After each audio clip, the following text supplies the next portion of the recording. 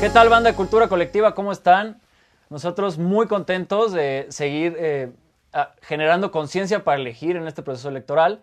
Y el día de hoy nos acompañan Gloria y Axel, muy controvertidos personajes en este momento.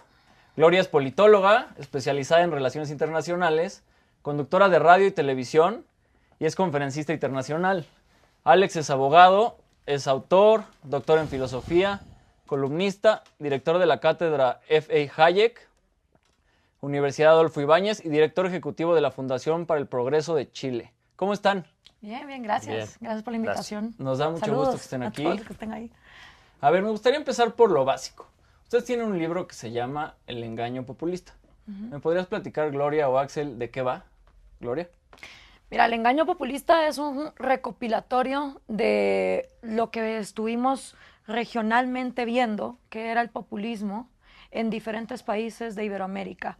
Es un esfuerzo que hicimos en conjunto después de que yo pues pronuncié un discurso que se hace viral. Conozco a Axel en Chile. Axel es súper renombrado, escritor de varios libros, y me dice, ¿por qué no hacemos un libro de esto? O sea, ¿se conocieron a partir de tu discurso? Sí. Y decidieron juntarse a hacer un libro. Sí. Claro. Órale. Y entonces, ¿por qué? Porque si vos vas a Ecuador, los ecuatorianos creen que solo Ecuador está mal. Si vos venís a México, los mexicanos te dicen, solo México está mal. Estamos todos en América Latina tan preocupados con nuestra propia realidad que no nos damos cuenta que a todos, como decimos en buen guatemalteco, nos están dando el mismo atol con el dedo. Y pero, ¿por qué este tema? A ver, son dos preguntas. ¿Por qué este tema y por qué ahorita en México? Nos pareció en ese minuto, esto ya fue el 2016, ¿no? Entonces, el tema del populismo era candente, sigue siendo candente, pero teníamos varios gobiernos regionales que estaban avanzando por ese camino. Entonces era un tema muy urgente, ¿no? Y teníamos en España la situación, además de que Podemos podía llegar al gobierno, había una posibilidad de que eso fuera así. Y este libro, de hecho, fue presentado en España, en Madrid, le fue muy bien, fue de hecho récord de venta ya, porque justo el momento político... En España en el momento sí, político. Estuvimos justo en ese ¿Cuándo momento. publicaron el libro? El 2016, mayo. Okay. Mayo salió en España. Entonces, esa es la razón por qué abordar un tema que tal vez hace una década atrás, o tal vez mucho antes, habría sido menos urgente. Nos pareció que era urgente y era interesante volver a tomarlo. Y vienen a México ahora aprovechando la coyuntura electoral, ¿no? Como en España, para presentar el libro. En realidad no estamos en una gira de presentación del libro. Gloria está aquí por razones más de trabajo, más permanente, más trascendente. Yo estoy viviendo acá en México desde hace 2 meses. Pero de hecho el libro lo hemos presentado en varias ocasiones y yo he venido a México a dar conferencias desde el año 2015. Estuve en Monterrey, estuve en Chiapas, estuve aquí en Ciudad de México. Lo que pasa es lo mismo que pasa en toda América Latina, ¿va? Desgraciadamente tenemos votantes, y eso también hacemos en el libro. Volteamos la mirada hacia que la responsabilidad ante nada es de nosotros como ciudadanos, porque somos los que escogemos estos líderes. Y lo que pasa con los votantes latinos es que solo le ponen coco a la política cuando vienen elecciones.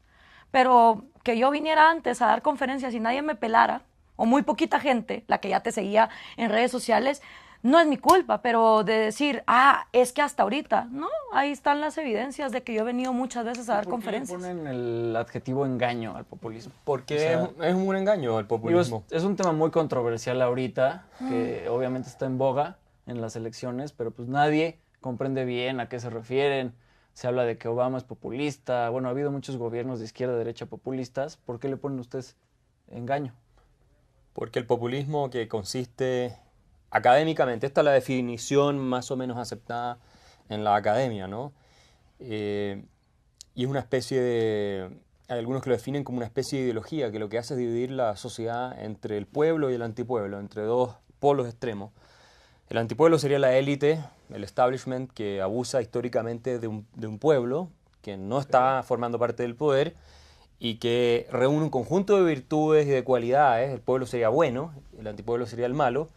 Y lo que plantea el líder populista es que él es el representante de la voz del pueblo. Y él, al encarnar esa voz del pueblo, ¿no es cierto?, va, si llega al poder, a corregir la injusticia que hay de este abuso permanente que comete una élite sobre la masa. Esa es la definición de texto, ¿no?, de texto académico. Okay. Y en ese proceso lo que hace es prometer muchas cosas. Típicamente en América Latina hay un componente económico en el populismo que es el prometerle cosas gratis a todo el mundo. O sea, pero ¿piensan que el populismo es solamente de gobiernos de izquierda? No, por los dos lados. No, absolutamente. pero sí hay una lógica histórica y eso es importante que las personas lo sepan en por qué la izquierda o el socialismo del siglo XXI se forma utilizando el populismo. Yo, por ejemplo, entrevisté a una excomunista neurocirujana que estuvo con Fidel Castro desde los años 60. Ella fue de las familias que creyó tanto en el comunismo que llegaron y entregaron la finca y se la dieron a los Castro y le dijeron, ok, creemos en tu ideal. Esta señora se llama Hilda Molina y ella me contaba que Fidel Castro desde el año 87 empezó a ver que la Unión Soviética se iba a derrumbar y que seguir teniendo guerrillas marxistas, que era lo que financiaba la Unión Soviética en toda la región, ¿no? El Sendero Luminoso, las guerrillas en Guatemala, en Nicaragua, en todas partes, ya no iba a ser rentable. Ahora había que cambiar de estrategia y en lugar de tener guerrillas financiadas por la URSS para derrocar dictadores, ahora había que jugar el juego de la democracia. Porque si te acordás, la mayoría de nuestros países fuimos dictaduras durante la mayor parte del siglo XX. Y cuando vos sos dictador, te vale madres si le caes bien o mal a la gente, porque no necesitas de su voto.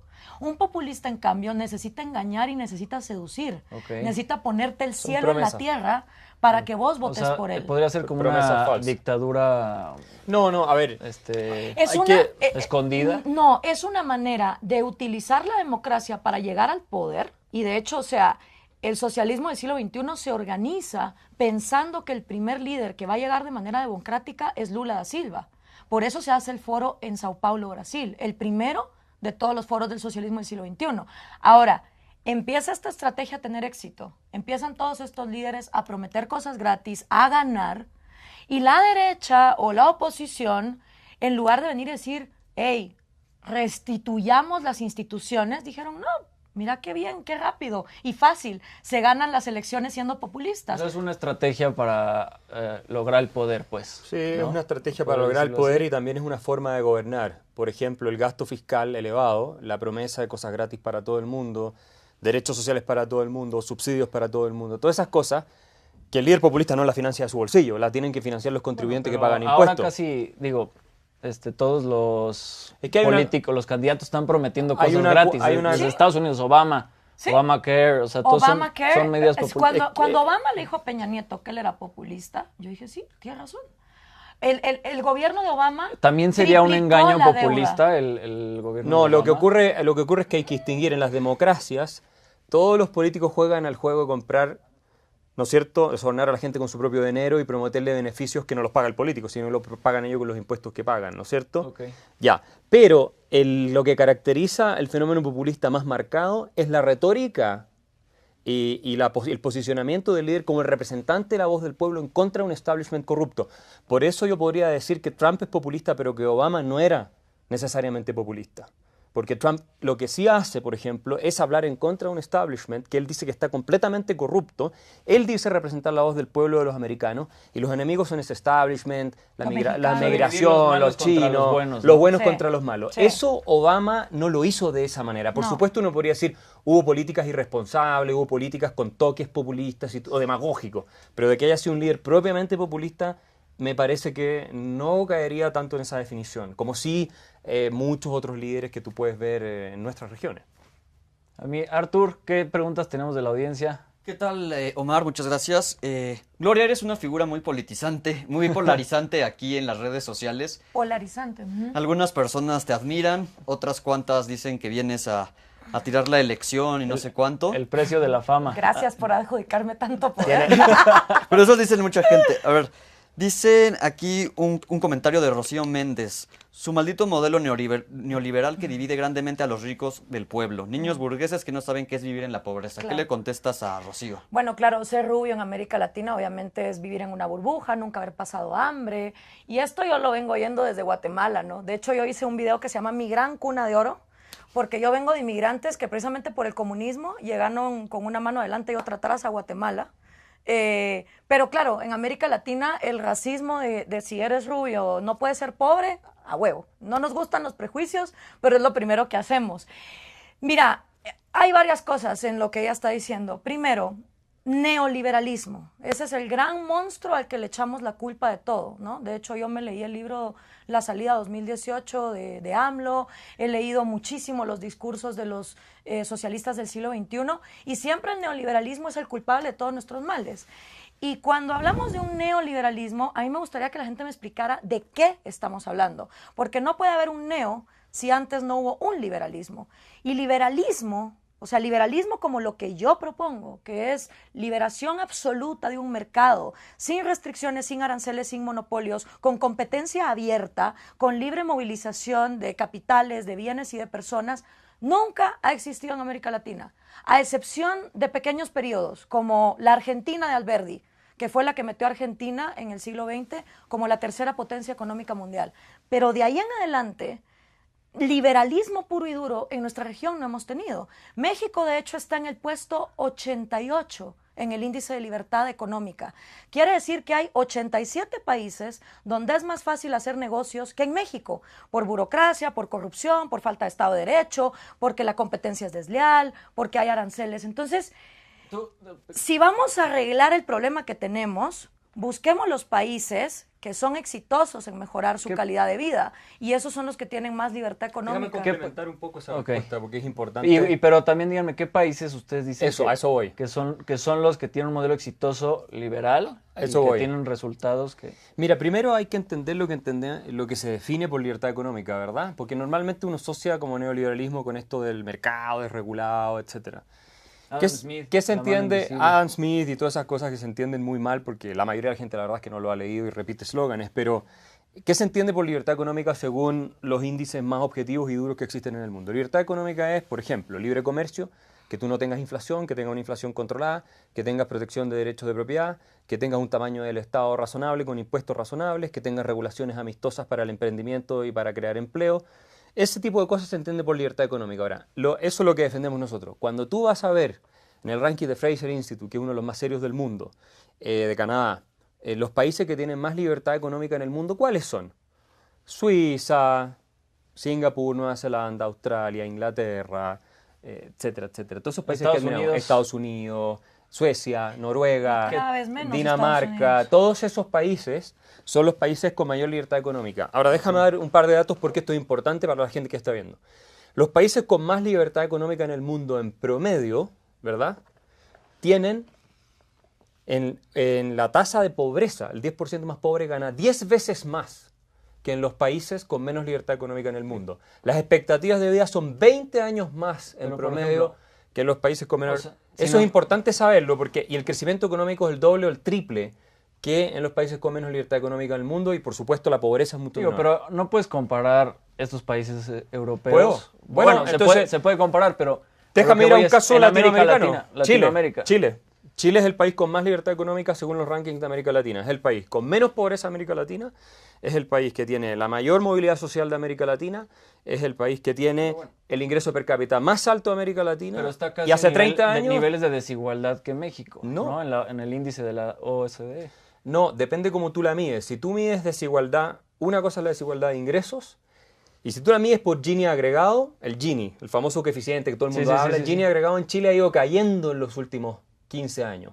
Y si tú lo mides intergeneracionalmente, que es lo que hay que hacer, hay un profesor en Chile que hizo ese trabajo O sea, ¿crees que el modelo chileno aplicaría a toda América Latina o a México? No, es que las leyes de la economía son iguales en todas partes. Nosotros éramos uno de los países más pobres de América Latina hace 40 años.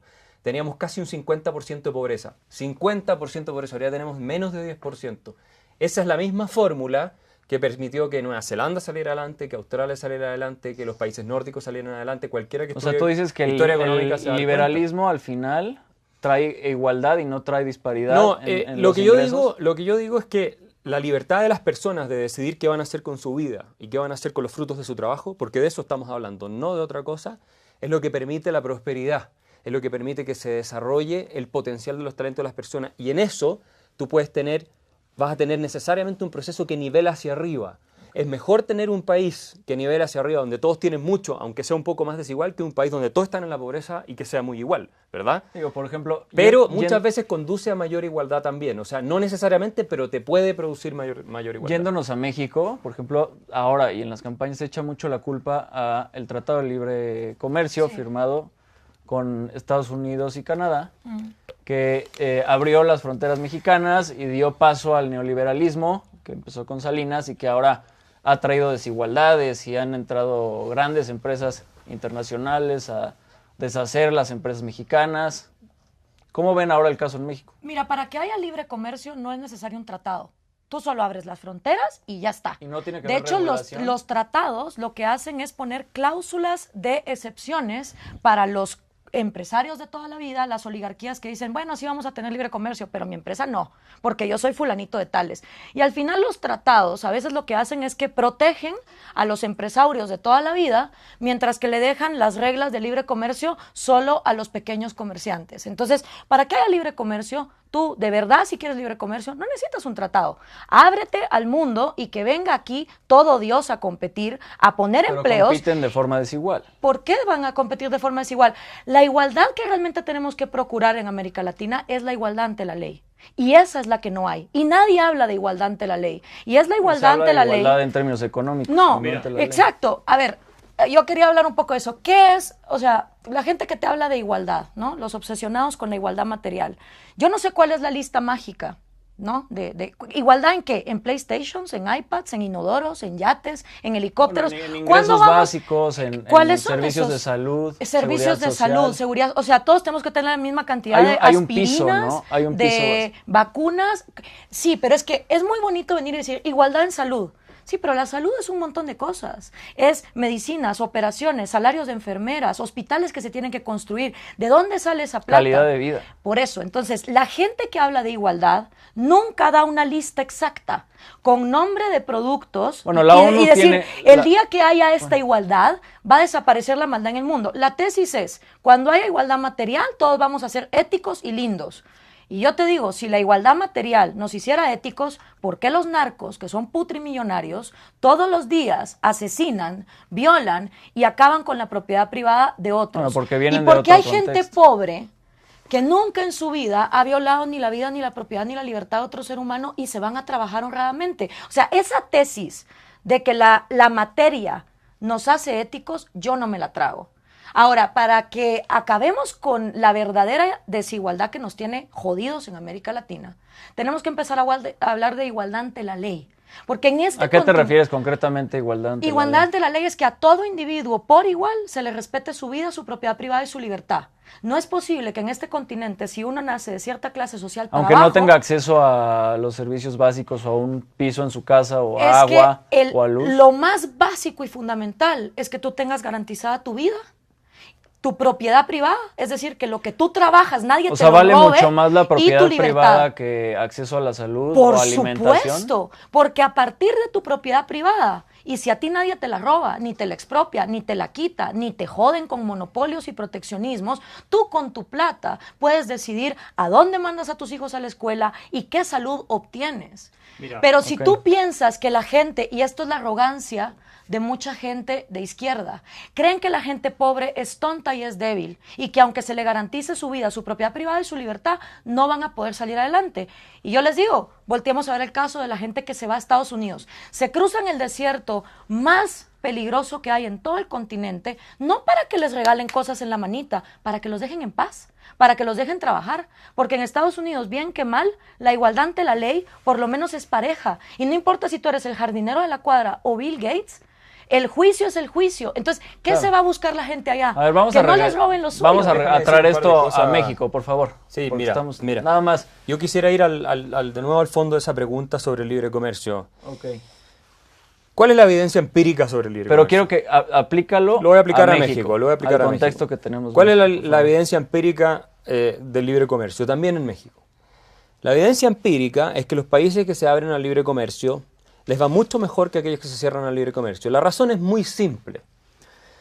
Si tú... Bueno, no hay una verdad absoluta en eso, ¿no? No, sí, Ni cuál es el no hay libre comercio, discusión tal hoy día cual. entre los economistas serios en esta materia. Hay un absoluto consenso en materia de economía, así como la ley de oferta y demanda, todo el mundo lo acepta. Bueno, habría que en ver. general el Son proteccionismo... posiciones políticas. Es una mezcla de todo. No puede Mira, ser totalitario. En hoy una día, corriente. no, si no es totalitario, si tú me dices que la ley de gravedad también es discutible, bueno, entonces entremos a discutirla porque hay distintas opiniones. No es discutible.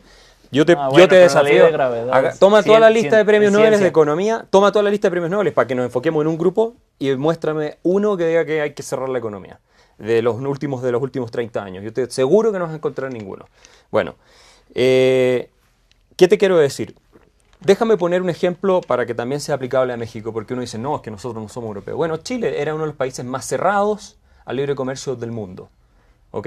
Y los últimos 30 años nos hemos convertido en el país más abierto del mundo, sino uno de los 2, 3 más abiertos del mundo. Uno de los más abiertos del mundo, lejos, por tratado de libre comercio, con todo el planeta. ¿Cuál ha sido el resultado? Un desarrollo económico espectacular. ¿Por qué? Porque cuando tú te abres a la economía, cuando tú abres a poder comprar cosas que producen otros más baratos, es como que nosotros tratemos de producir tequila en Chile. Ah, vamos a producir tequila en Chile. Cerremos la economía para que los productores de tequila de Chile no los arruinen los O sea, tú productores de dices que tequila si México- mexicanos. que si- Lo que ocurre es la teoría de las ventajas comparativas. Nosotros vamos a producir un pésimo tequila a un muy alto costo, que la gente va a pagar mucho por tomar una muy mala cosa, versus poder importarlo de México, un mejor tequila, ¿cierto? De mucho mejor Pero, o calidad, sea, tú más dices barato. que si México se abre al 100%, Mejor, va a ser mientras más se beneficioso. abra, No van a mientras- llegar grandes corporativos Mientras más norteamericanos, europeos a Pero- explotar pero los recursos nosotros naturales de nosotros- México. Van a nosotros- llegar. ¿Cómo pero- proteges los recursos naturales? Pero los por recursos ejemplo? mexicanos. El medio ambiente. Yo te doy una idea, hazlo como los bolivianos, los tienen debajo de la tierra y no los sacan. Fantástico protección de tus recursos naturales. No les sirven de nada. Bueno, Bueno, pero ahí Venezuela están. sí lo saca. Ahí están. Bueno, Venezuela lo saca, mira No cómo les están. sirven de nada. No les sirven de nada. Esta idea de que también somos ricos ver, por los recursos a ver, naturales. Yo sí quisiera entrar Quiero- a ese mito. quiero- Si tú tienes un mercado libre y abierto a que cualquiera pueda meterte competencia, no hay monopolio que exista a través del tiempo. Mira Uber. ¿Dónde ese servicio no ha podido entrar? Donde el sindicato marxista de taxistas ha podido ir con el gobierno y le ha dicho, oye, protégeme. Marxista de taxista. ¿Sí? Salen con las pancartas Bueno, no del son Che a necesariamente decir, reclamamos. marxistas. Son Mira, grupos de interés que defienden mira en su posición. Buenos No, Aires, bueno, mira en al Madrid. final No son la necesariamente- gente O es sea, reacia al cambio, sí, ¿no? pero a lo que voy, sí, la gente siempre hace y reacia al sobre tiene, todo cambio. si te tiene afecta. miedo a perder lo que tiene. Todos y en somos este así. caso tienen su negocio, tienen su Sí. taxi, tienen sus placas. Así es, así es. Se entiende que tengan miedo a no saben qué va a pasar. Todo el mundo tiene miedo al cambio, pero la humanidad solo puede progresar cuando el cambio empieza. O sea, hubo un periodista en Estados Unidos que sacó a gente, la disfrazó con los típicos trabajos del siglo XIX, tipo cavar letrinas, y entonces llegaban hacia la calle y le decía, señora, por favor, opóngase a los inodoros, porque yo me quedé sin trabajo en el momento en que los inodoros empezaron a funcionar. Claro. O sea, Y el si cambio, nos- el cambio es necesario. Si nos resistimos al cambio, lo que va a pasar es que la humanidad va a seguir avanzando y tú te estancas. Por eso El La tema Habana, es hacia dónde avanzamos, Ese es el tema. qué teorías, y es donde Es está el- importante donde tener está el claro debate. esto. Si el proteccionismo comercial te sirve con el resto del mundo, también te debería servir entre estados. Entonces, protejamos el Estado de México, del Estado Sonora y pongamos Bueno, barreras por ejemplo, proteccionistas. China ha crecido muchísimo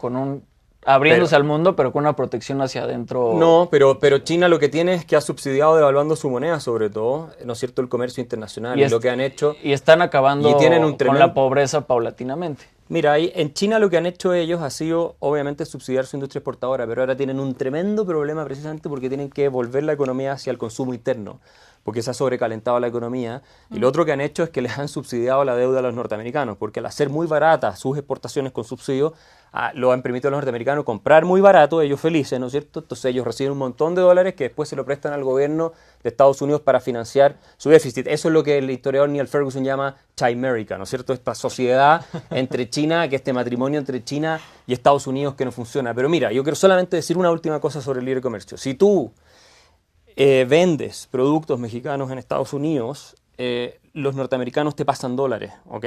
Ok. Y tú esos dólares después te los gastas en Estados Unidos. Entonces le compras de vuelta. Y viceversa es lo mismo.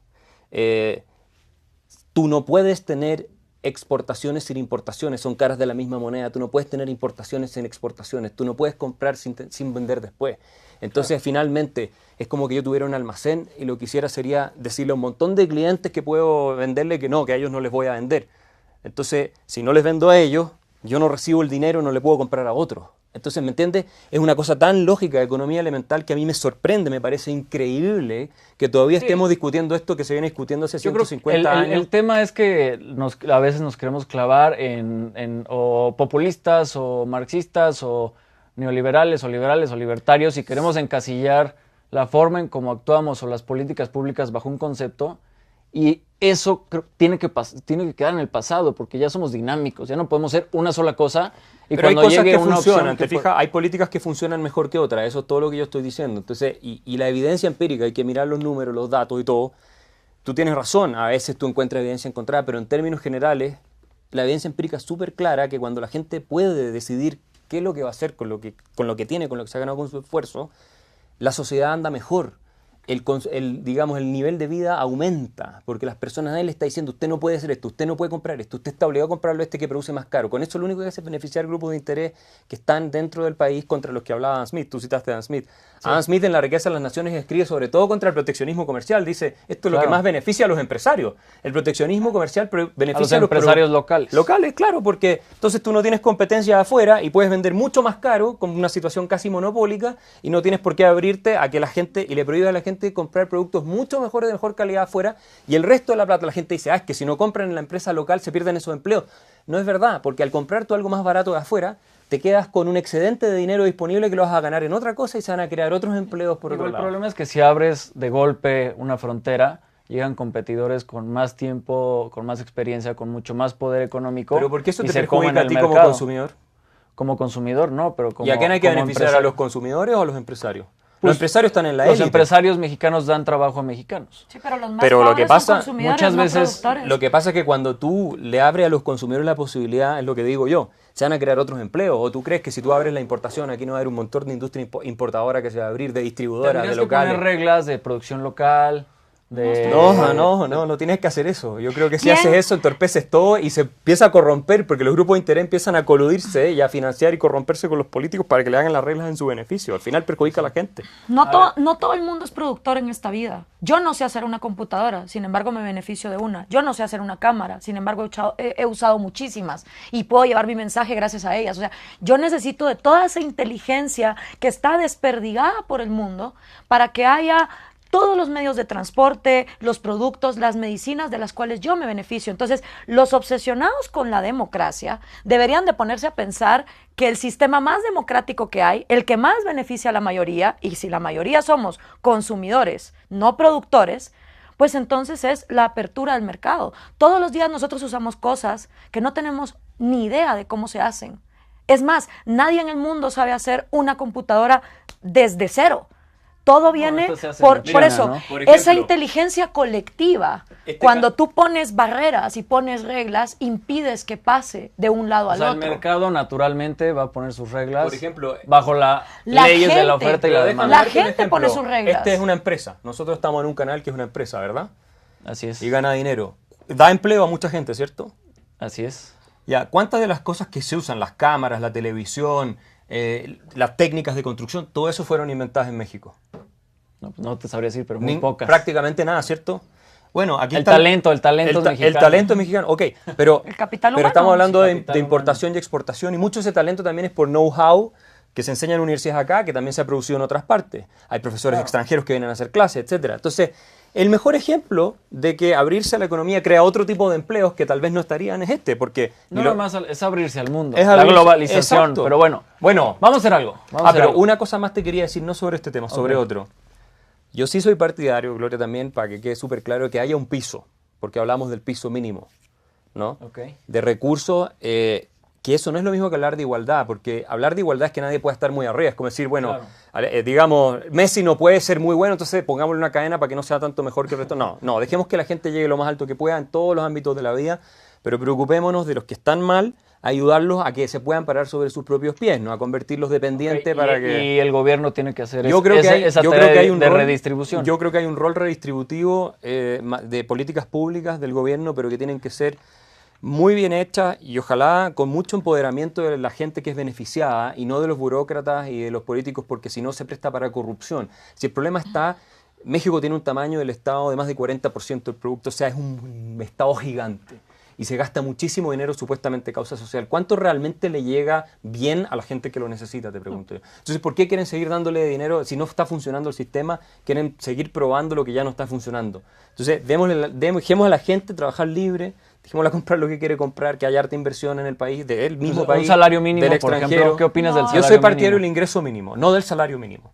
El ingreso mínimo funciona de manera tal que personas que están en el mercado formal, que es otro problema en México, y no llegan a un cierto mínimo, tú les haces un suplemento, ¿verdad? De manera que lleguen. Pero es que si tú fijas el precio del salario, a los que más perjudicas es a los que no alcanzan ese nivel de productividad para justificar que los contrate el empleador. Entonces, si tú lo fijas por decir algo... Si no alcanzan el nivel de productividad, nos vamos a un tema de entonces, educación pero y de entonces lo competencias. contrata. Es que eso toma más tiempo, yo estoy de acuerdo. Pero como eso toma más tiempo, lo que tú haces es decirle al empleador, mire, contrátelo, tal vez le cuesta más, o sea, tal vez aunque no le pague lo que nosotros queremos, pero le damos un suple para que llegue a un mínimo bajo el cual no esté, ¿ya? Pero si tú le dices al empleador, mire, usted solo le puede pagar de aquí para arriba, los que no son productivos de ahí para arriba los va a dejar marginal. ¿Te fijas? Entonces, resuelves el problema de que a la gente no le falte, pero O lo sea, en México resuelves ahorita, de una manera... los 3 candidatos están diciendo, vamos a subir el salario mínimo por lo menos a 88 pesos, pero tiene que subir al doble o al triple en los próximos ¿Y por qué no años. lo suben a $1 millón de pesos? Pues sí, si tan Bueno, buena porque es la ya idea. no salen las cuentas. No, para pero los ¿cómo? no, empleados. eso no ¿Por salen qué te igual. salen las cuentas a 88 pesos o a lo que sea y no te salen a $1 millón? Las leyes de la economía son las mismas. Con 10 pesos o con O sea, 1000. ¿cuánto desempleo tendrías en México con un salario mínimo de $1 millón? No, pues muchísimo. Prácticamente estaría todo el país desempleado, ¿no es cierto? De Estaríamos hecho- todos desempleados con ese tipo de salario, pero es lógico, porque la productividad no nos alcanza para llegar a eso. Entonces lo que tienes que hacer, por eso digo, O sea, soltar... no es fijar el precio, si tú fijas el ¿Cómo precio, fijas el ingreso mínimo? tú tienes que determinarlo de acuerdo a lo que tú estimas, y obviamente es un tema que depende de cuántos recursos tengas disponibles, y hay un cierto sesgo de arbitrariedad en eso, de lo que tú estimas que el país es capaz de solventar para un cierto grupo de personas, y al mismo tiempo lo que te parezca razonable de donde abajo en el que tú no quieras que caigan, como tú bien dijiste, cierto nivel básico de atención de salud, cierto nivel básico, obviamente, de nutrición, de vivienda y esas cosas, pero siempre incentivándolo a que trabaje también. Por eso tú no puedes dar el regalo, porque si tú lo das, Claro. lo convierte en un dependiente Pero bueno, y no lo como estás siempre ayudando. el diablo está en los detalles, ¿ok? Exacto, la sí, es filosofía verdad. está padre, pero bueno, vamos a fijar y cuando nos vamos a fijar... Es donde difícil, entra pero se ha discusión. hecho en otras partes. Es Pero me difícil. gustaría regresar un poco a lo que hablabas del Foro de Sao Paulo y cómo eso tiene que ver con México y con las campañas ahorita. Ok, el Foro de Sao ¿Qué Paulo... es el Foro de Sao Paulo? El Foro de Sao Paulo es la manera en que la izquierda marxista latinoamericana, de la mano de Fidel Castro y Lula da Silva, cambian la agenda para que el comunismo pueda seguir vigente en América Latina tras la caída del muro de Berlín en O sea, 1989. comunismo y populismo... Bueno, te dejo terminar, ahorita entramos a eso. Ajá, vamos a eso. Entonces, el comunismo, según lo estaba estableciendo Fidel Castro en el resto de la región, seguía la lógica de Marx, ¿no? Violencia, sangre, la lucha de clases, imponer a unos por encima de los otros. Cuando entra la lógica del Foro de Sao Paulo, nuestros países empiezan a tener gobiernos civiles y democráticos, dejan atrás las dictaduras, se empieza a analizar en el Foro de Sao Paulo a uno de los líderes marxistas que refutó esa idea de Marx, que fue Antonio Gramsci. Antonio Gramsci, del Partido Comunista Italiano, dijo Marx estaba equivocado. Para realmente implementar estas ideas en una sociedad, lo que hay que hacer es hegemonía cultural. Se trata de invadir universidades, cines, cultura, religión incluso, familias, es decir, permear ideas de las que ya habló Axel un poco, esto del pueblo y el Un estado antipueblo, totalitario, las ¿no? cosas gratis, todo esto. No, más que totalitario, un paternalismo estatal de decirte, yo me voy a encargar de ti, ¿ok? Entonces, el populismo como herramienta de manipulación le vino a casar súper bien a esta agenda y empiezan de hecho a ganar elecciones, solo que el primero que las gana es Hugo Chávez en Venezuela en el 98, luego viene Lula, Evo Morales, Rafael Correa, los Kirchner, Bachelet, Dilma Rousseff, Daniel Ortega en Nicaragua, el FMLN en El Salvador, y en los lugares donde el foro todavía El no... PRI ha utilizado el populismo también. Digo, sí. llamando como herramienta Sí. de ¿cómo le llamaste? Herramienta de Manipulación ideológica. manipulación Claro, ideológica. pero a ver, el PRI empezó a utilizar el populismo cuando se vio en la necesidad de competir democráticamente. Los 70 años, como te decía, los dictadores, un dictador no necesita el favor del pueblo, es dictador, no tiene por qué ganarse el favor del pueblo. Ok. Entonces, empieza a suceder que el Foro de Sao Paulo empieza a poner presidentes y las oposiciones latinoamericanas empiezan también a jugar el juego populista. Por eso tú hoy ves en un debate presidencial mexicano que se usa el ataque, la falacia dominem, el dividir al pueblo, el antipueblo, el insultarse entre Eso es candidatos. parte de la herramienta de Claro. manipulación. O sea, hashtags como López roba robador, o hashtag Ricky Riquín Canallín, que se empiezan a volver, o sea, Eso López fue divertido, robador. hay que decirlo. Es súper divertido. Lo Y de ver Anayeli, los Ya está ahí memes. un remix. Por eso, entonces está lo de López robador, lo de Ricky Riquín Canallín, lo de Bronco haciendo o sea, ya la gente se va por ese circo, que eso es lo que fomenta el populismo. Pan y circo. Diviértete mientras tu país se está yendo a la fregada.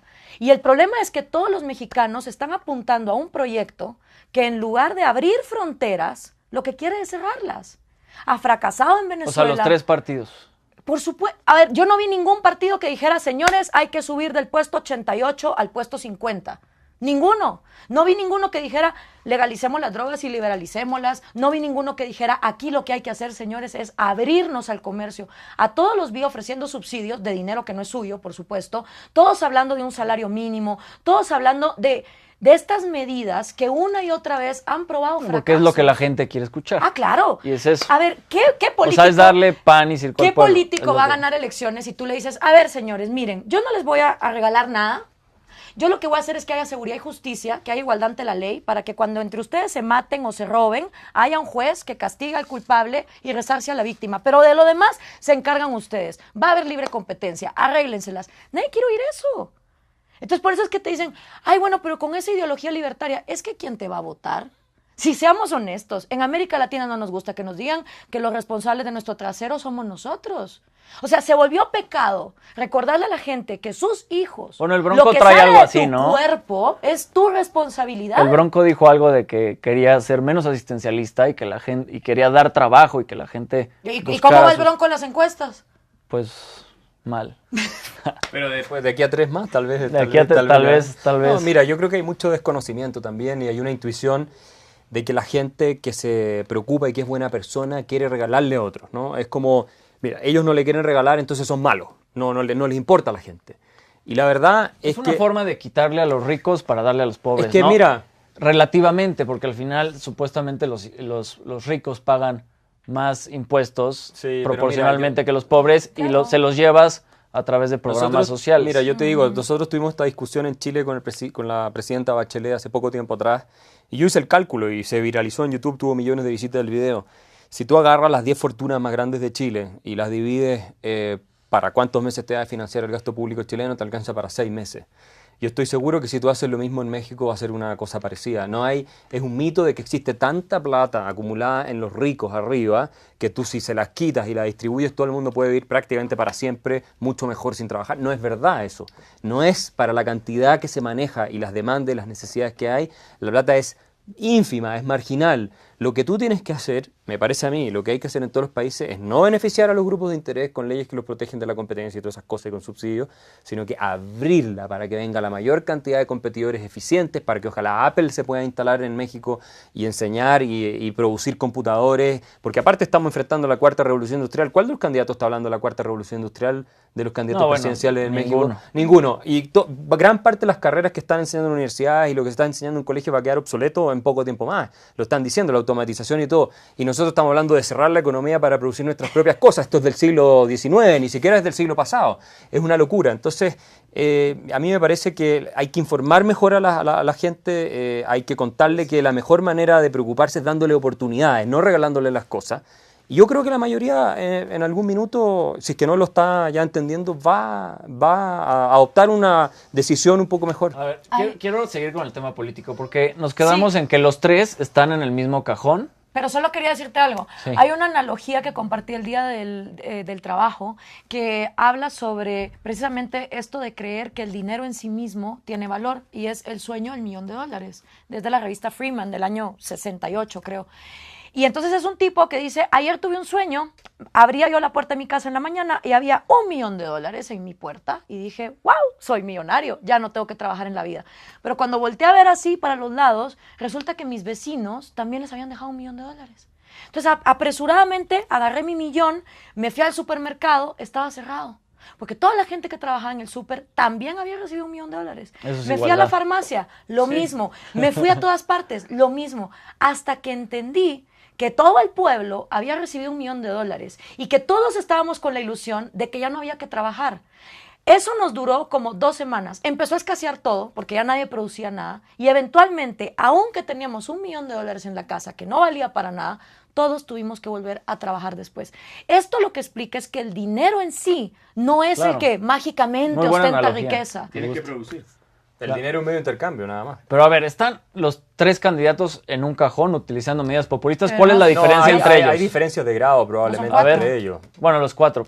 Bueno, hay diferencias de grado. Yo creo que...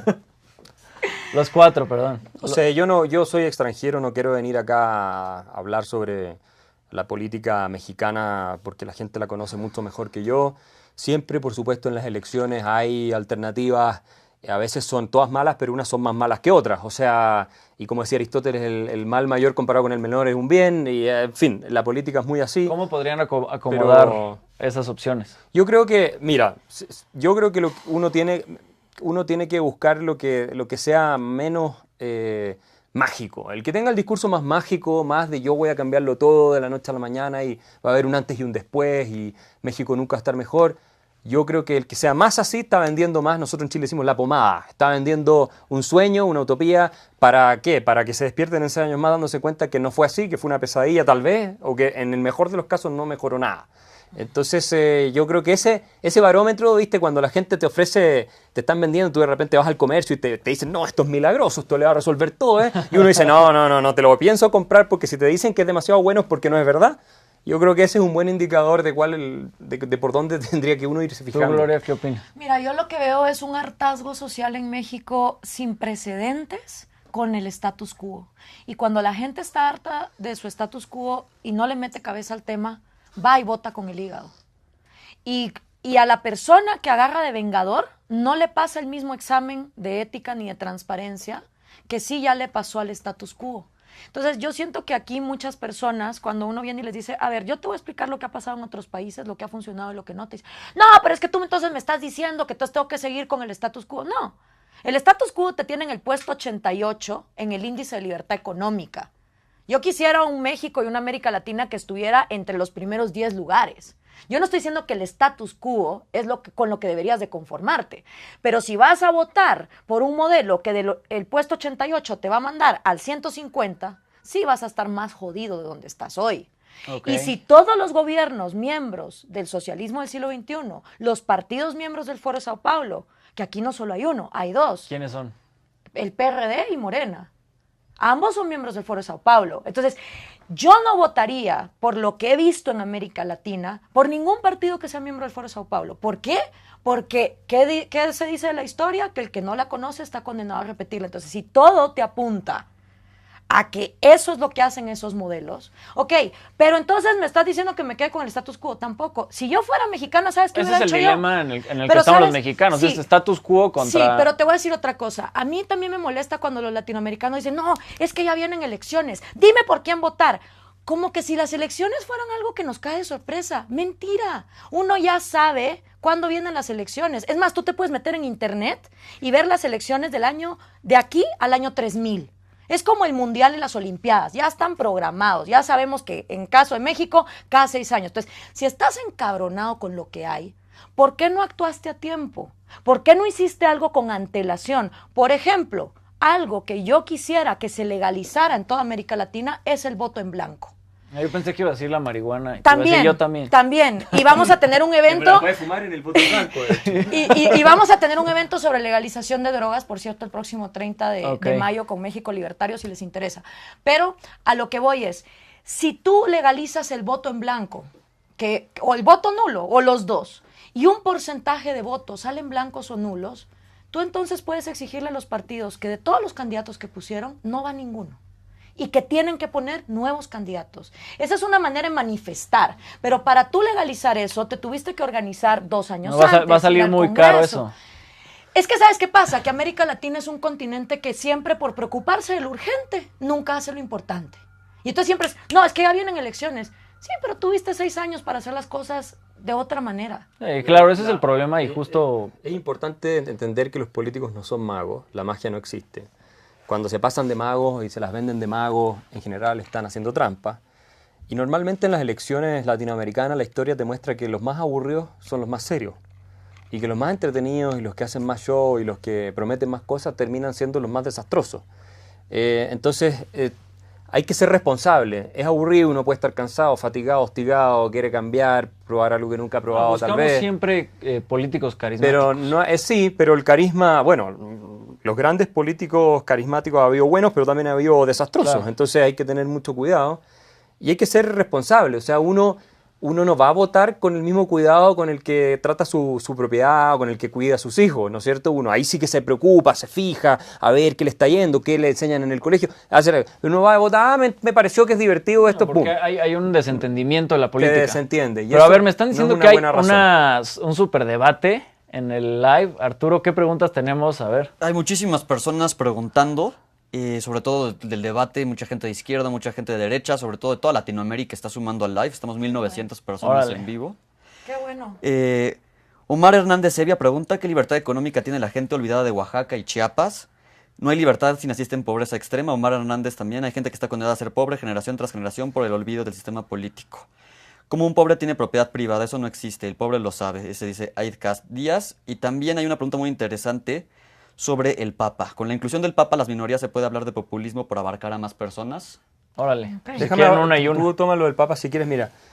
Lo de que los pobres no acumulan riqueza es falso. Yo le recomendaría a él leer el libro de Hernando de Soto, uno de los economistas más famosos del mundo, que se llama El misterio del capital.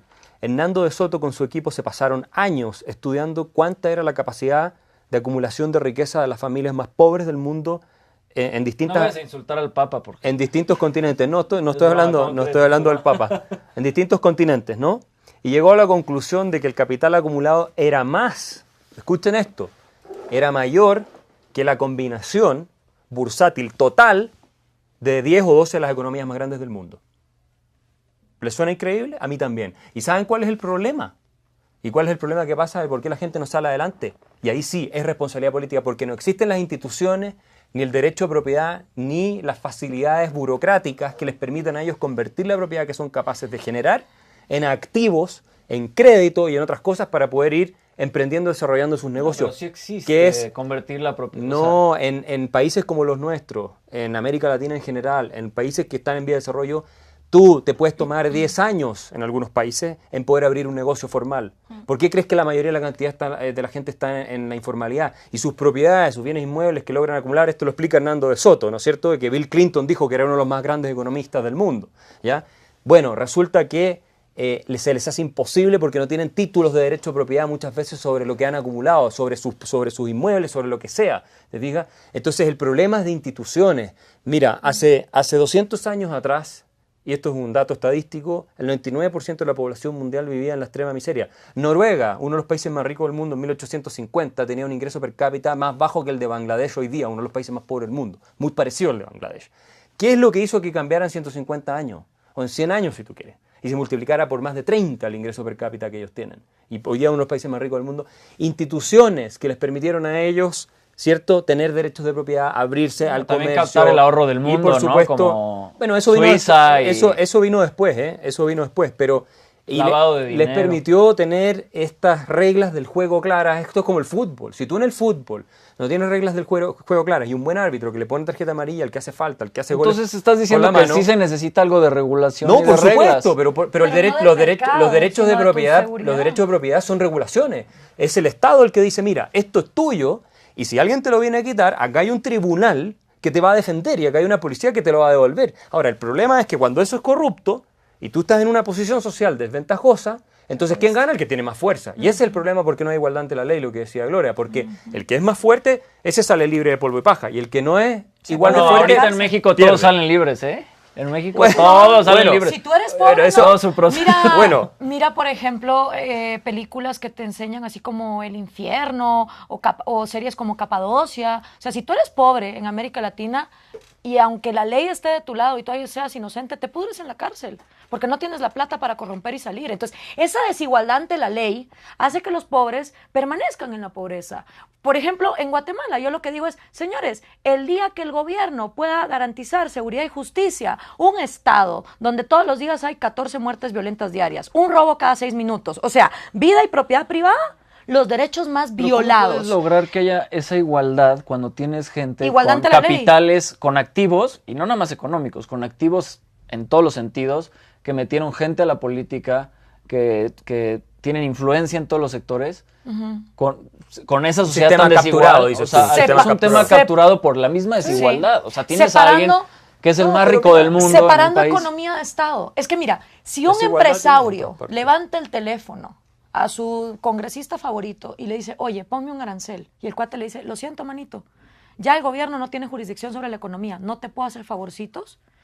Ya no puede haber privilegios monopólicos para esos empresarios.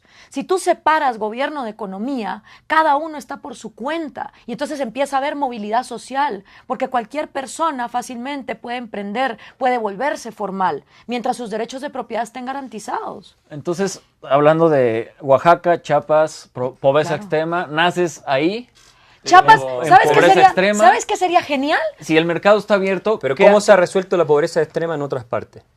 ¿Cómo se ha resuelto? Con crecimiento económico. Mira, la redistribución. pobreza ha sido marginal. Mira, la redistribución juega un rol, pero es marginal comparado con el crecimiento. Primero, porque para redistribuir algo tienes que crearlo. Si no tienes crecimiento económico, no puedes redistribuir nada. Partamos de esa base. ¿A quién le vas a cobrar impuestos si nadie está produciendo? ¿Ok? Eso es lo primero. Lo segundo es, mira, la pobreza es la condición natural del ser humano. No, estos edificios, estas cosas, esta ropa, no está dada en la naturaleza, no la encuentran, no. Hay que producirla. ¿Ya?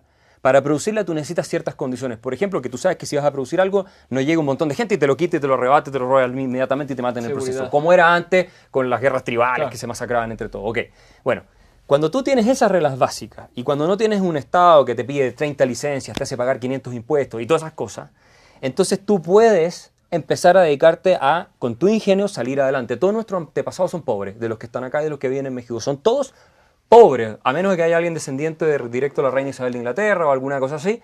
El resto, todos nuestros antepasados eran personas que vivían hace 150 años atrás en extrema miseria, lo que hoy día consideramos extrema miseria.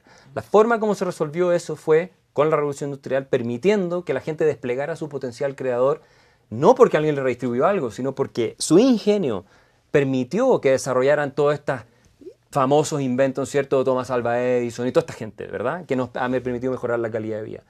Esa es la manera. ¿Y cómo lo haces en estados pobres? Atrae inversión extranjera. Para eso tienes que tener seguridad, y nacional, tienes que tener seguridad jurídica. No puede ser, si tú tienes, obviamente la delincuencia espanta la inversión. Inversión, Y con algunas reglas, hay empleo, como decía, y regla. ¿no? Hay empleo, por supuesto. El empleo implica que la gente empieza a ganar dinero. Con el tiempo empieza a subir el ingreso. Con eso pueden al mismo tiempo reactivar demanda para otros negocios que crean a su vez otros empleos y al mismo tiempo empiezan a tener mejor educación, empiezan a tener un Estado que también recibe más ingresos por impuestos y puede invertir mejor en políticas públicas. Es la única manera, no existe otra manera.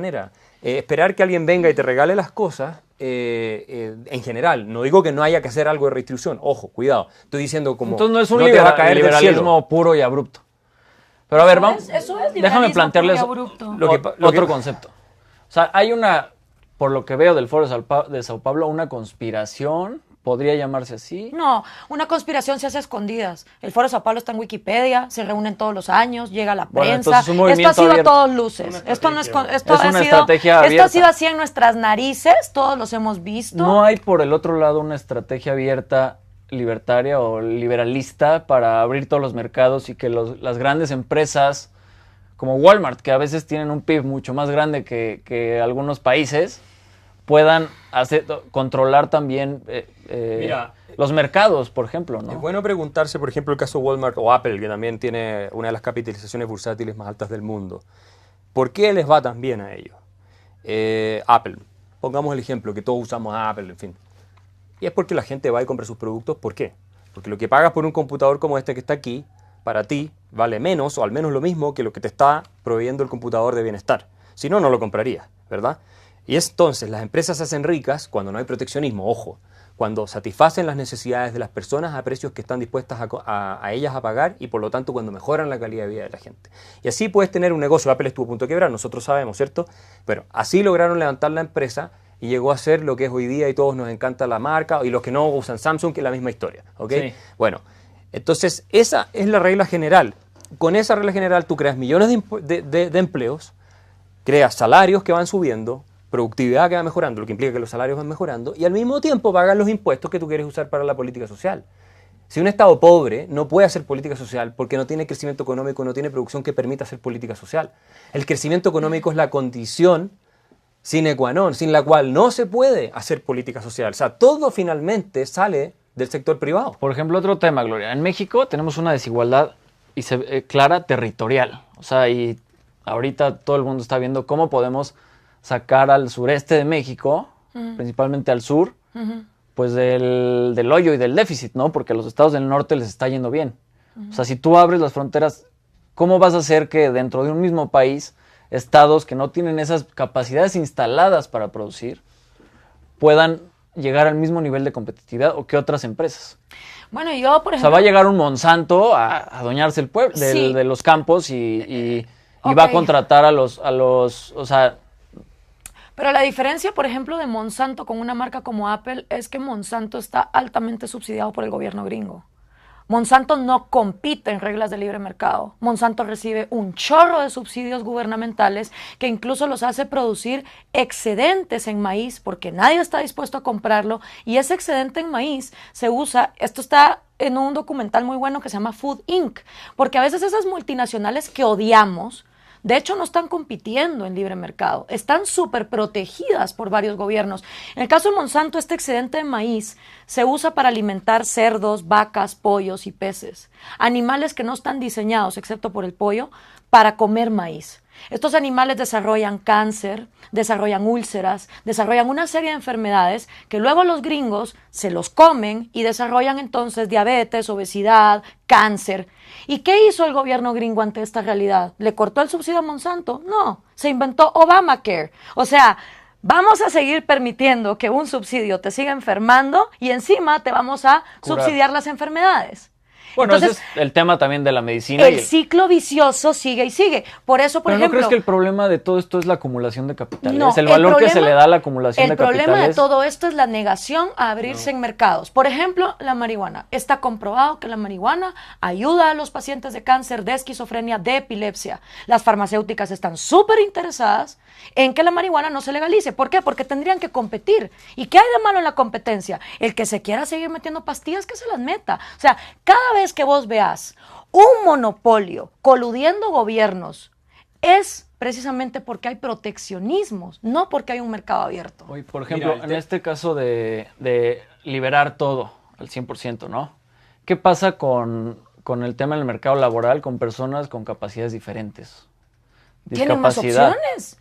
Imagínate tú, O mientras sea, más... tú no harías regulaciones especiales para personas con capacidades diferentes o para la mujer. Ahora está muchísimo el tema de género, de las Mira. cuotas de género en el Sí. gobierno, que la mujer tiene que cumplir cierta cuota. Esos son regulaciones Mira, lo del gobierno- que van un poco en contra de la libertad. Mira, lo- No, natural al del- contrario, la libertad individual se basa en que tú como individuo tenés derechos, no por el aparato reproductor que tienes, no por el color de piel, no por la discapacidad o no capacidad.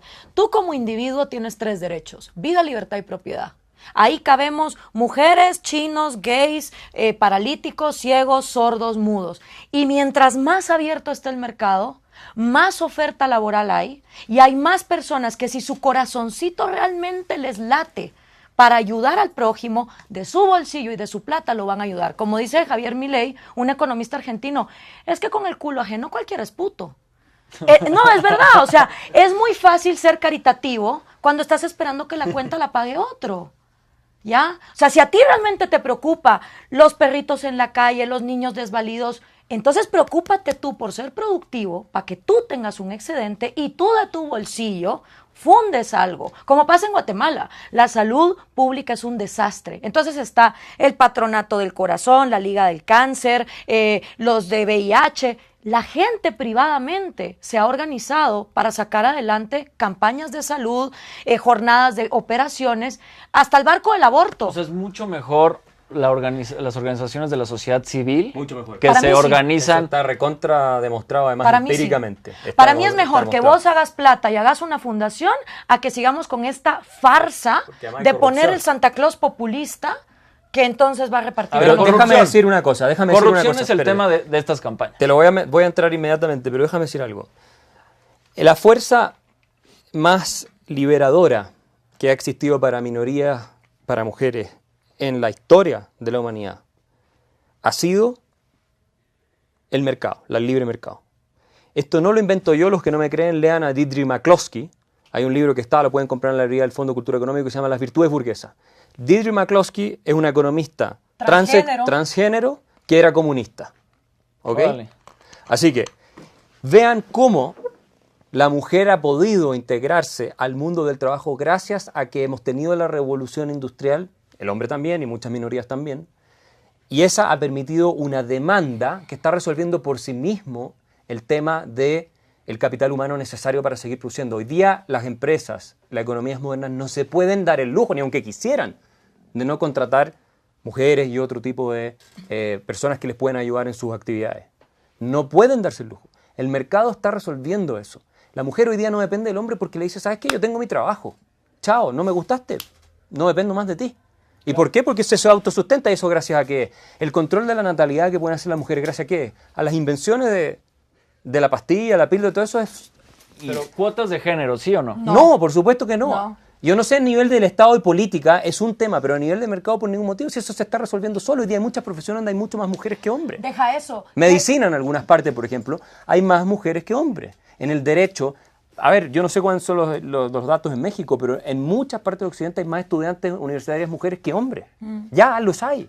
Entonces, ¿qué cuota qué es lo que produce la cuota? La cuota lo que produce, primero, es una... Y hay muchas mujeres feministas que se oponen a las cuotas. McCloskey es una de ellas, porque dice, nos miran en menos. Entonces, cuando yo tenga un puesto que me lo gané por mi mérito, van a decir, se lo ganó por la cuota.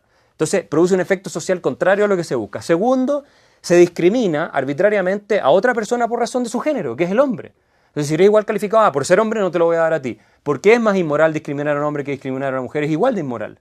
Ese es el segundo problema. Y tercero, léanse la evidencia que se ha publicado en el Max Planck, en uno de los investigadores del Max Planck en Alemania, sobre cómo han funcionado las cuotas en los países nórdicos, que todo el mundo mira como el ejemplo. No han funcionado.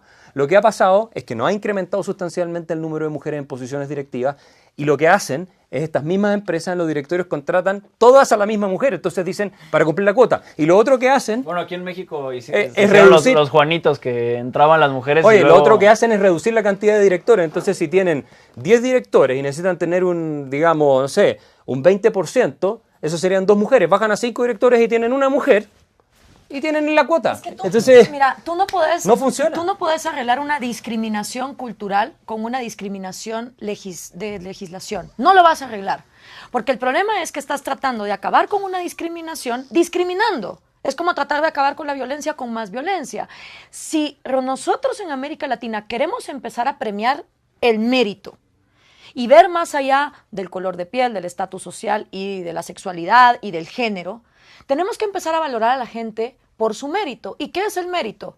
El mérito es, para mí, la congruencia que existe en un ser humano entre lo que dice, lo que piensa, lo que hace y lo que siente. Es decir, un ser humano tiene más mérito mientras más congruencia hay en esas 4 cosas, y tiene menos mérito mientras más se contradice entre lo que dice, lo que piensa, lo que hace, porque es una persona más deshonesta, no cumple sus contratos, etc. Entonces, si vamos a empezar a valorar el mérito, tenemos que entonces tener una sociedad que incentive a sus individuos a ser más transparentes. Pero, como me describes, el mérito es difícil de medirlo, ¿no? No, es muy difícil de medirlo, yo creo que pero, sí. pero tú te puedes dar cuenta, si vos ahorita te pones a pensar en las personas que tienen más mérito en tu vida, te quitas esa tela de si es mujer, si es tiene hombre. un tema moral si o es no, mi porque hay primo. veces que tenemos un No, mérito por un tema moral. Pero deja eso. El punto es el siguiente. Si yo como mujer tengo que apoyar a una mujer solo por ser mujer, entonces significa que yo tengo que cegarme ante las corruptas de Cristina Kirchner, de Dilma Rousseff, de Hillary Clinton, de Roxana Valdetti, todas políticas latinoamericanas que han sido nefastas. Ha sido política y ha sido embarrada en corrupción. Y sus mismos votantes la han acusado por hipócrita, por no defender el medio ambiente que tanto dijo defender, con pipas de petróleo que pasó por lugares donde nadie quería que pasaran. Entonces, a lo que voy es, cuando a ti te ponen la cuestión de, entonces tienes esta etiqueta y tienes que apoyar a todos los de esa etiqueta, dejas de valorar el mérito y empiezas ciegamente a apoyar a un colectivo que no necesariamente lo estás haciendo por razones lógicas. Vamos contigo, Axel, luego pregunta Sí. al público y ya vamos a terminar pregunta. con el live. ¿Todos los seres humanos tenemos la misma dignidad, sí o no? Sí. Para mí sí. Bueno, si todos los seres humanos tenemos la misma dignidad, todos requerimos igualdad de trato. Eso significa que no puedes discriminar a ninguno, ni para arriba ni para abajo. Es decir, Ni por el mérito. ni discriminar arbitrariamente. Ok. No es lo mismo seleccionar. O sea, si yo no sé jugar fútbol, no puedo pedir que me convoquen a la selección nacional de fútbol y yo digo, me están discriminando. No. Obviamente eso no tiene sentido. Pero lo que no puede ser es que a mí me digan, mira, tú por ser hombre no puedes tener este trabajo. Ella por ser mujer lo va a tener. Pues siempre una discriminación positiva es una discriminación negativa hacia otro. Somos los dos seres humanos con la misma dignidad. No hay discriminación positiva. No debiera no existe. Bueno, toda es negativa. Toda la pero- discriminación de ese estilo, a mi juicio, es negativa. Entonces, si tenemos la misma dignidad, eso es lo que justifica que se nos apliquen las mismas reglas. Y que nosotros no tratemos preferentemente a nadie, ni a las mayorías ni a las minorías. Todos deben tener las mismas reglas y las mismas oportunidades, ¿no es cierto?, para ocupar ciertas posiciones, porque todos compartimos una esencia que es el seres humanos y por lo tanto tenemos la misma dignidad, ¿cierto? Y al tener la misma dignidad merecemos el mismo trato. Si a mí me tratan el día de mañana diferenciadamente por ser hombre, entonces no me están tratando con la misma dignidad, no me están reconociendo igual dignidad. Estamos haciendo los mismos errores del pasado, solo que ahora al revés. Sí, está reconociendo que, tienen capacidades diferentes, ¿no? Y que No, por puede eso haber capacidades distintas, obviamente tenemos todos capacidades Pero entre distintas, sexos, pues. pero la esencia del tema, la esencia fundamental de principio es la igual dignidad de los seres humanos. Por supuesto, si yo soy menos competente que una mujer, contraten a la mujer, absolutamente. No puede ser que, por ser mujer no la contrato, entonces quedamos de nuevo en el mismo problema. que es el problema que existe Es de donde actualmente. venimos, Bueno, históricamente. es de donde venimos. Es de donde venimos. Pero ese problema, gracias a Dios, porque todos tenemos hermanas, sobrinas, tenemos mamás, gracias a Dios se está resolviendo. Todos le deseamos el bien a las mujeres de nuestra familia, obviamente, y a nuestras amigas, y en fin. Y es injusto que ese tipo de trato existan, pero eso se ha ido... No, hay familias en las que no, ¿eh? Bueno, en México pasa mucho. bueno, que existe Pero de todo, pero la lo mujer es la que tiene que cocinar. pero esa cultura y limpiar va cambiando, y ha habido muchísimo progreso en muy poco tiempo y tenemos que seguir pensando en De eso. hecho, los países con mayor libertad económica y mayor libertad humana, en los índices que hemos mencionado, es donde tú ves que la mujer es menos pobre, más libre, más autónoma. Los países con menos libertad económica y con menos libertad humana es donde la mujer está más sometida, más oprimida, donde no puede trabajar, donde le eligen el marido. Entonces, hasta por esa razón a las feministas les conviene la libertad económica, si realmente quieren emancipar a la mujer. Ok. Artur, última pregunta de la audiencia. Vamos con las preguntas, pero antes algunos comentarios que nos hacen. Felicidades a Cultura Colectiva, porque este tipo de diálogos ayuda a que los mexicanos nos activemos más en la vida política. Al final ya cada quien tiene claro por quién va a votar, pero lo importante es conocer. También a Axel le dicen Axel Kaiser. Es una apodo que le pusieron aquí en las redes. Y Ese es su se nombre. llama... Axel No es Kaiser. apodo. Ese es su Perdón, nombre. se me fue el de aquí. Sí. No, más bien te ponen Axel Kaiser, felicitaciones, perdón. Gracias. Y mucha teoría, los economistas saben mucho pero no producen nada, bla, bla, bla. La libertad de comprar papas fritas, felicidades, gano 88.3 pesos al día. Y finalmente, que den su opinión acerca de la amnistía en relación al narcotráfico. Amnistía. Cuéntanos del tema, ¿de qué se trata esa amnistía? Yo quisiera saber. Pues mira, se propone que, la verdad no conozco el tema a detalle, pero se ha discutido mucho ahorita en el tema electoral. Principalmente Andrés Manuel está proponiendo que la violencia no se combate con violencia, justamente como tú comentabas. Sí. Y en ese sentido lo que se tiene que plantear es una amnistía, que es un proceso de negociación.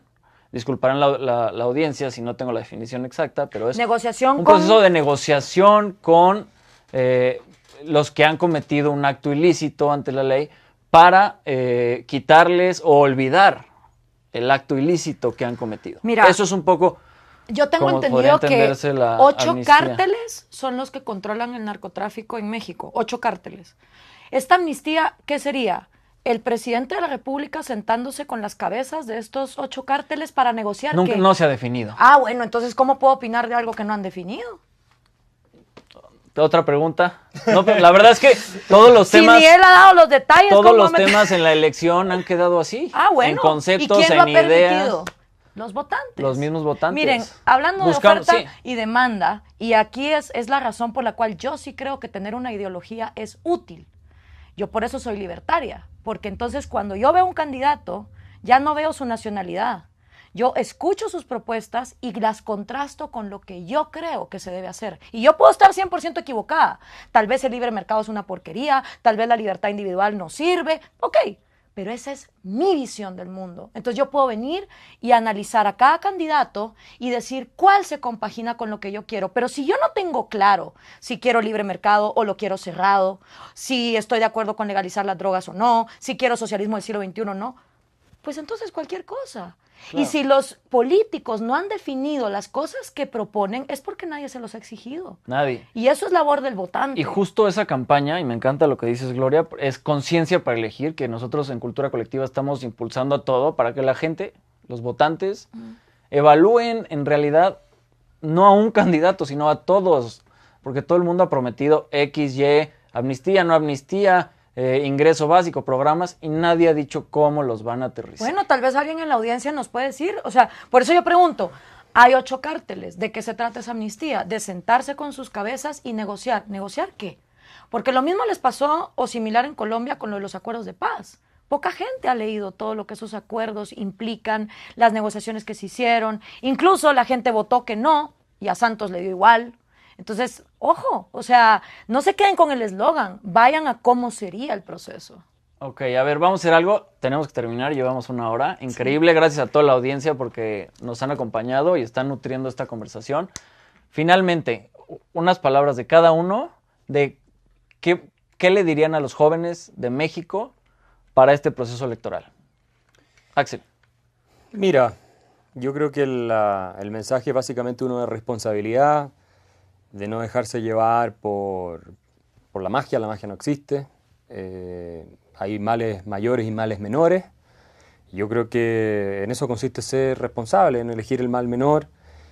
Y de todas maneras, nunca pensar que los políticos son los que van a cambiar un país. O sea, yo esa es una idea que renuncié hace mucho tiempo. Los países los cambiamos nosotros, los ciudadanos. Y empezamos por tener ordenada nuestra casa, por hacer lo que nos corresponde, por ser honestos, por decir la verdad, por cumplir con nuestro trabajo, por ser, ¿no es cierto?, buenas parejas, etcétera. O sea, así se empieza cambiando un país. Esto de que vamos a elegir a alguien y nos va a mejorar la vida, a mí me parece un poco...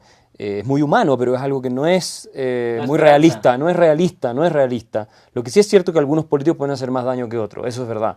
Pero que va a venir un Mesías a cambiar las cosas, y esta vez sí, ahora vamos a ser felices y vamos a salir todos adelante, eso es lo que lleva a Trump al poder. Gloria.